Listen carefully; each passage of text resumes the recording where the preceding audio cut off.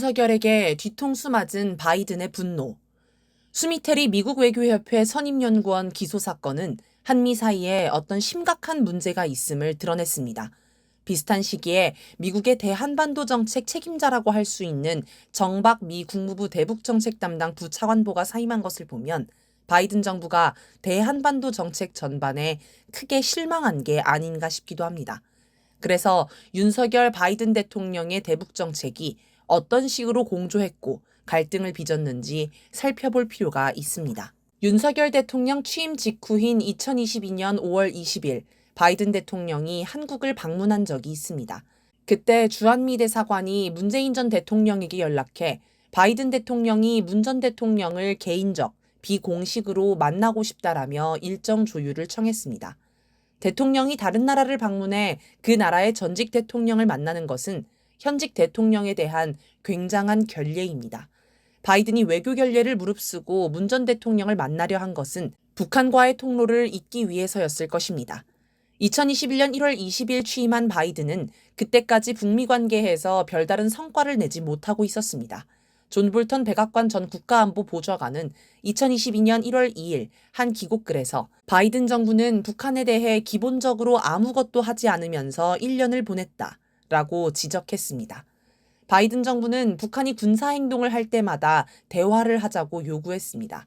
2022년 1월 11일 북한이 극초음속 미사일을 발사했을 때 미국이 보인 태도는 바이든 정부의 처지를 고스란히 보여주었습니다. 당시 미국은 북한의 극초음속 미사일이 미국 본토로 날아오는 줄 알고 화들짝 놀라 미서부 지역 공항에 이륙 금지 명령을 내렸습니다. 국무부는 우리는 대화와 외교가 최선의 방안이라고 믿고 있다 라며 북한을 향해 대화를 희망한다고 호소했습니다. 미국 폭스뉴스가 1월 16일에서 19일에 한 여론조사를 보면 미국인이 가장 우려하는 안보 위협으로 북한의 미사일 발사가 꼽혔습니다. 젠사키 백악관 대변인은 1월 31일 외교의 문은 여전히 열려 있다. 우리는 이런 입장을 북한에 명확히 전달했다. 라고 하였습니다. 그런데 바이든이 절박하든 말든 북한은 대화 호소에 전혀 응하지 않았습니다. 사실 트럼프도 집권 초에는 북한과 대화를 못했습니다. 그래서 북미 정상회담을 하기 전에 남북 정상회담을 먼저 하도록 했습니다. 북한과 제대로 된 소통 창구가 없으니 문 전 대통령을 자신의 특사 역할로 활용한 셈입니다. 그렇게 문 전 대통령이 다리를 놓아 북미 정상회담이 성사되었습니다.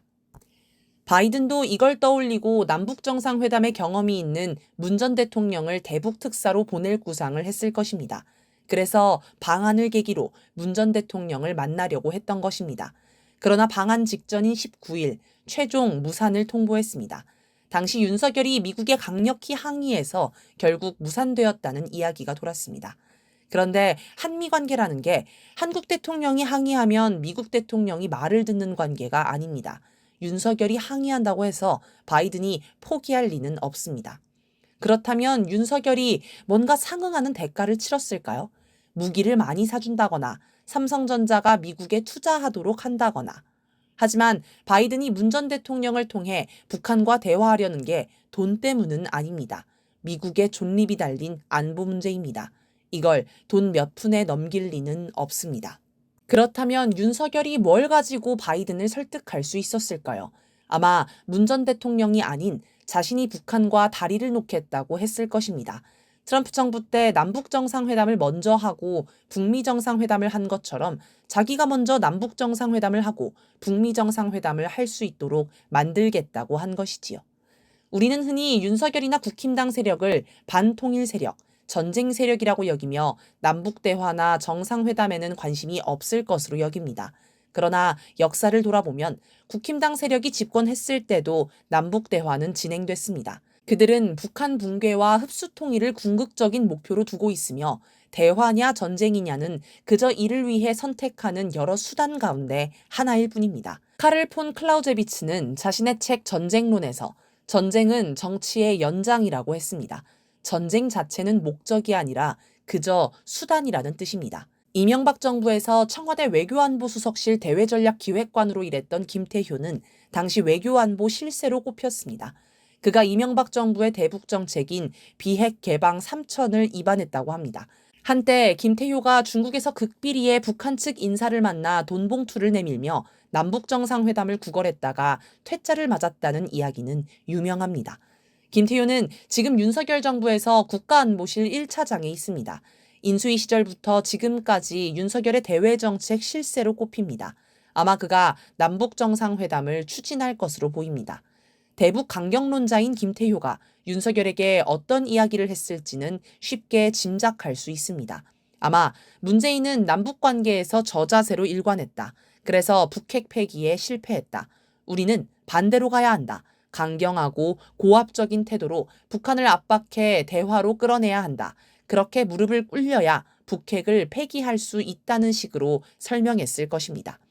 윤석열이 바이든을 설득한 것도 똑같은 논리였을 것입니다. 아마 트럼프가 북미 정상회담을 대단한 치적이라고 떠들지만 실제 북한 핵미사일은 하나도 없애지 못했다. 문재인에게 놀아나서 대북 저자세 외교를 했기 때문이다. 나는 그렇게 하지 않는다. 나는 힘으로 북핵을 없앨 생각이다. 나에게 기회를 달라. 라고 설득하지 않았을까요? 그러면서 문 전 대통령을 만날 필요가 없다. 오히려 나에게 힘을 실어달라. 한미연합훈련 때 전략무기 좀 많이 보내달라. 라고 하였을 것입니다. 윤석열이 선제 타격이니 힘에 의한 평화, 압도적 대응, 두세 배 대응 같은 강경 발언을 늘어놓은 것도 이런 일환으로 해석할 수 있습니다. 물론 윤석열의 대북 강경 정책을 남북 정상회담만을 위한 것으로 해석하는 것도 옳지 않습니다. 모든 일에는 다면적인 성격이 있습니다. 윤석열은 대화를 추진하다가 안 되면 전쟁할 생각도 했을 것입니다. 이제 바이든은 시시때때로 윤석열에게 연락해 남북 정상회담 추진 상황을 점검할 것입니다. 하지만 윤석열이 당장 내놓을 성과가 없습니다.